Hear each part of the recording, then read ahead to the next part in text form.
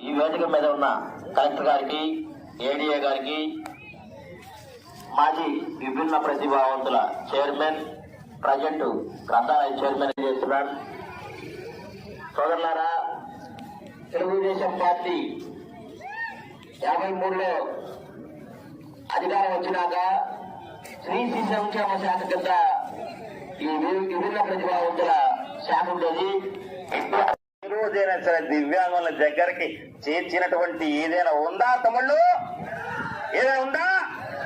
ఏ రోజు కూడా మా వాళ్ళకి కనీసం పెన్షన్ పెంచకపోయినా మేము ఏదైనా ప్రాబ్లం చెప్పుకుందామంటే మమ్మల్ని కనీసం దగ్గరికి పంపించారు. పాపం కృష్ణాది మన విశాఖపట్నం నుంచి ఒక తమ్ముడు వస్తే అతనికి నాకేదో ఒక రుణం కావాలని చెప్పి అడుగుదామని చెప్పేసి జగన్మోహన్ రెడ్డి ఇంటి దగ్గర పోతే పోలీసు వాళ్ళు నీకు రుణం ఇప్పిస్తానని చెప్పి ఇంట్లో తీసుకుపోయి పాపం కొట్టి పంపించారు మేడం గారు.